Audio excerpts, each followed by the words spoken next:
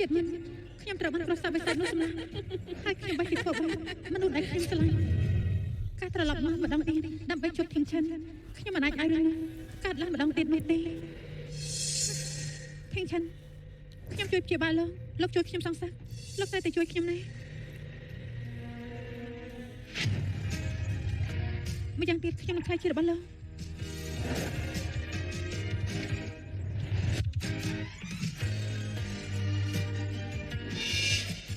នាងចាប់ស្លាប់ទេគ្មានអ្នកណាធ្លាប់ធ្វើបែបនេះដាក់លោកពូទេពិតជាមិនគួរជឿទេនៅមើលសេចទៀតចេញទៅ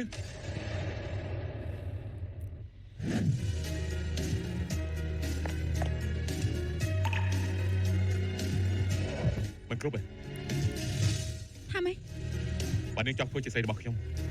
ត្រឹមតែថាមិនគ្រប់គ្រាន់ទេពូធីងឈិនកាលពីមុនមិនមែនបែបនេះនោះទេហេតុអីទៅមែន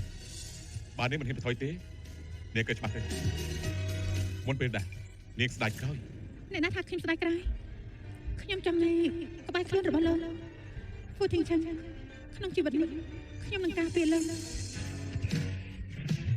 បានហើយនាងគិតថាខ្ញុំស្លាញ់មនុស្សស្រីដែលព្រមឡើងក្រេជាមួយខ្ញុំតែគេបែបនេះមែនទេខ្ញុំប្រកាស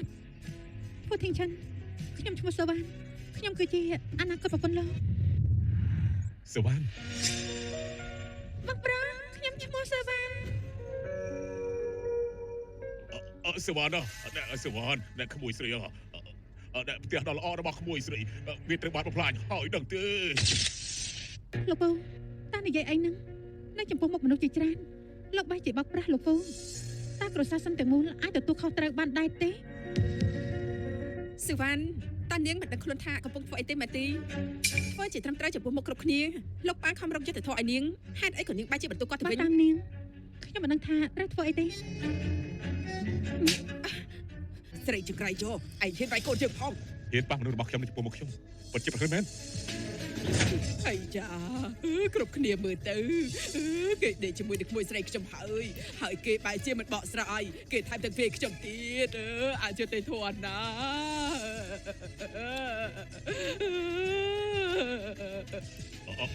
បានជាកូនរបស់ពួកយើងគ្រួសារសិនរបស់ពួកយើងក៏ជាគ្រួសារត្រឹមត្រូវដែរសៀវ៉ាននាងគឺជាក្មេងកំព្រា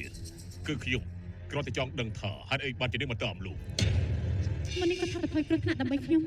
តែពេលនាទីទៀតការប៉ັດនឹងយន្តដងហើយខ្ញុំប្រាប់លោកទៅជួបទង្វើលោកធ្វើបែបនេះបើសិនជាលិចលឺទៅខាងក្រៅនោះច្បាស់ជាមិនល្អទេនឹងតើពិតមែនមិនចឹងហេតុអីខ្ញុំត្រូវរៀបការជាមួយនាងមែនទេបន្ទាប់មកខ្ញុំឲ្យលុយមួយចំនួនធំតែគ្រួសារសិនទុកជាថ្លៃបណ្ដាការហើយគ្រួសារទាំងពីរគឺជាសាច់ថ្លៃនឹងគ្នាពិតមែនទេមែនហើយនេះជារឿងល្អសម្រាប់លោកនិងពួកយើងដូចគ្នាចុះបើសិនជាខ្ញុំមិនព្រមលោកស្ដាប់ខ្ញុំឲ្យច្បាស់នៅក្នុងបន្ទប់នេះគឺខ្ញុំបានដាក់កាមេរ៉ាហើយបើលោកពូមិនទិញវាទេក៏មិនទោសខ្ញុំឲ្យសោះខ្ញុំប្រកាសជាបង្ហោះវីដេអូនោះអស់កាមេរ៉ាលោកពូបើលោកពូធ្វើបែបនេះប្រកាសជាចាប់ហើយមែនហើយបើអញ្ចឹងហេតុអីក៏ឯងមិនបញ្ញាប់វត្តលោកពូទេបើមិនអញ្ចឹងទេចាំមើលតែនាងហ៊ានចេញទៅជួបមុខគេទៀតអន់មែនទេត្រេះខ្ញុំក៏មានដូចគ្នាចង់ស្ដាប់ទេហើយត្រូវទៅដាក់ថ្នាំនៅក្នុងស្រារបស់លោកពូតើបានរៀបចំរួចហើយនោះកុំបារម្ភអីណាបាឲ្យតែស៊ឺវ៉ាន់បានទៅដល់គ្រួសារហ្វូដល់ពេលនោះទ្រព្យសម្បត្តិទាំងអស់នឹងខ្លាចជារបស់គ្រួសារសិនពួកយើងហើយស្រីនោះនឹងចាប់ហើយទីបំផុតគ្រប់យ៉ាងក៏ចំលោកសិនសូមបកស្រាយទៅគឺជាការយកច្រឡំទីណាសេវ៉ាណាពូគឺជាសាច់ញាតិតែម្នាក់គត់របស់ឯងពូមិនអាចធ្វើបាបឯងបានទេពូល្អចំពោះឯងណាឯងមិនដឹងទេអូយលោកប្តីមិនក៏ខ្ញុំមិនដឹង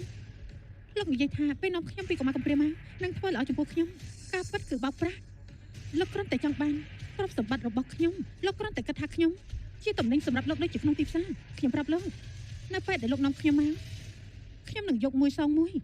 គឺត្រូវយកមកវិញទាំងអស់ពូទីងច័ន្ទជូនខ្ញុំទៅផ្ទះ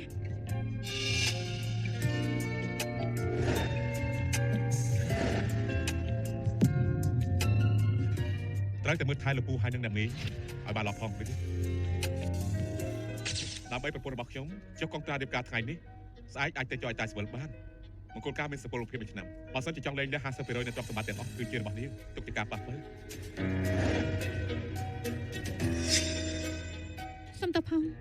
ខ្ញុំមិនអាច ចុះកុំត្រាប់បានទេ ខ្ញុំដឹងលុយតិចពេកមែនទេណានេះសឿណានេះមិនអាចលុបលុនពេកបានទេ ខ្ញុំពិតជាលុបលុនមែនប៉ុន្តែមិនមែនលុយទេតែខ្ញុំលុបលុនគឺមនុស្សហ្វូធីងឆាន់ហេតុអីក៏លោកគិតថាខ្ញុំអាចដេញលេះលោក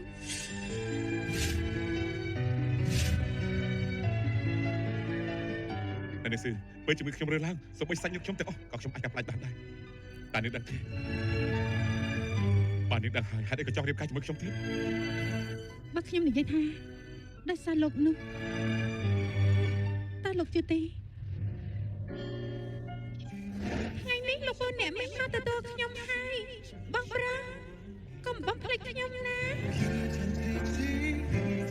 ខ្ញុំមិនភ្លេចទេឯងគឺជាមនុស្សតែម្នាក់ដែលល្អជាមួយខ្ញុំពេលធំឡើងខ្ញុំនឹងរៀបការជាមួយឯង បាញ់ចឹងពួកដៃទេ ស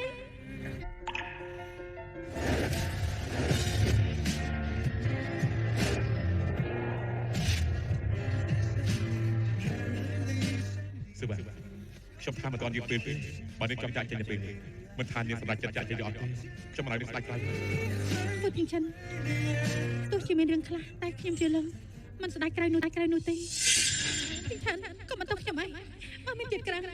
ខ្ញុំនឹងមិនធ្វើឲ្យមានកំហុសនេះកើតឡើងទៀតទេឆាប់ទៅធីងឆាន់បើមានចិត្តក្រាស់ អើយ ខ្ញុំនឹងស្រឡាញ់បង ហេតុអី អស់មួយជីវិតមិនអាចបែកគ្នាបានទេស ឺបាទតាមមានគេនិយាយប្រាប់នេះទេកុំធ្វើឲ្យចិត្តបង្វេងនៅពេលដែលនាងកុហក ទោះជាលោកមិនដឹងតែខ្ញុំមិនបានកុហកទេខ្ញុំសំណាងណាស់ដែលបានជួបលោកជាសំណាងរបស់ខ្ញុំដែលបានកាត់បានម្ដងទៀត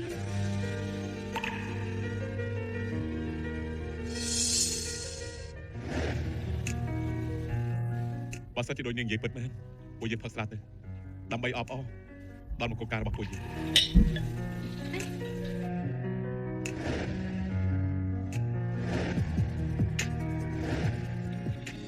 ផឹកស្រាតែងកំណាព្យពីជីវិតរបស់យើងជលកែវ អេកំសិនថ្ងៃនេះនៅផឹកច្រើនហើយមិនអាចផឹកបានទេ អូយអត់ទេបងធីងឆាន់ឲ្យខ្ញុំផងបន្តិចទៀតទៅណា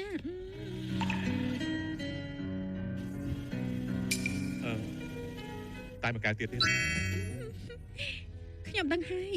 មានតែបងធីងឆាន់ទេល្អបំផុត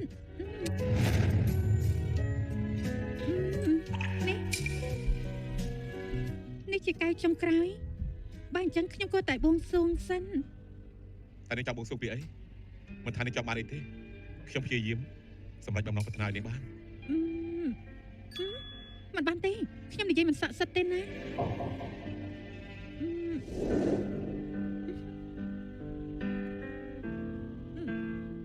អើយល្អអត់ទេ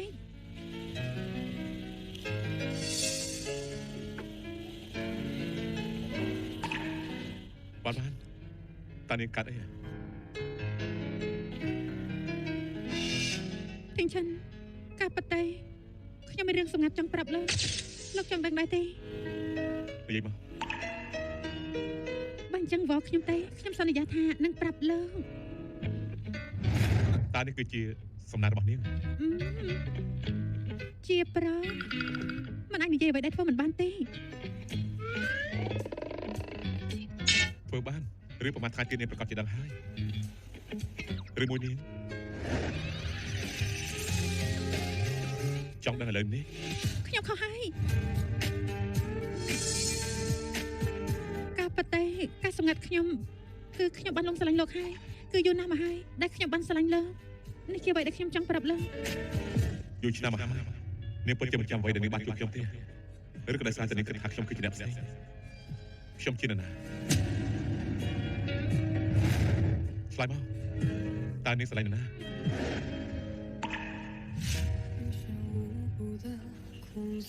តើនាងពិតជាចាត់ទុកថាខ្ញុំជាមនុស្សប្រុសម្នាក់ទៀត គឺលោកហ្វូធីងឆាន់ជាអាចារ្យរបស់ខ្ញុំ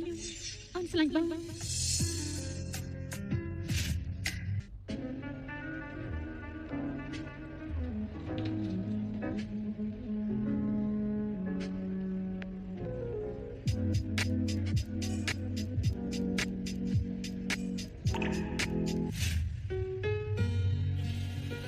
កុំរើអីនៅស្គៀតទេអីទេ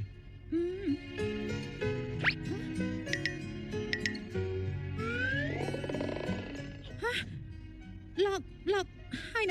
ខ្ញុំគឺខ្ញុំ ណៃទេខ្ញុំក៏មិនចាប់អារម្មណ៍នាងដែរ អូថេងឆានការប៉ັດតែខ្ញុំមានអត្តកំបាំងចង់ប្រាប់ឡើងចាប់ហើយការពីយកមិញខ្ញុំស្វឹងឬក៏ខ្ញុំប្រាប់គេថាខ្ញុំបានកាត់មកម្ដងទៀតដោយសារយកមិញខ្ញុំស្វឹង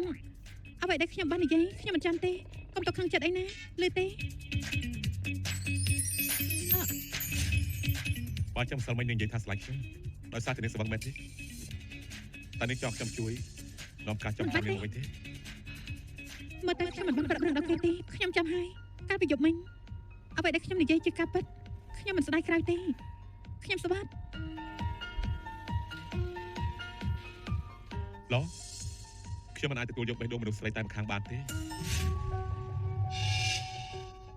លោកប្រុសអ្នកស្រីកំពុងតែសម្រាប់នៅខាងក្នុងកុំរំខានពួក ថាមិញក្រែងលោកហ្វូមិនចូលចិត្តនៅក្បែរមនុស្សស្រីទេហី តើមានស្រីណាប្រៀបស្មើនឹងអ្នកស្រីដែរទៅចាប់ពីពេលនេះទៅនៅក្នុងផ្ទះនេះមានម្ចាស់ស្រីហើយ អ្នកនាងជាងពេលនេះមានគេដណ្ដើមតំណែងអ្នកស្រីហ្វូហើយ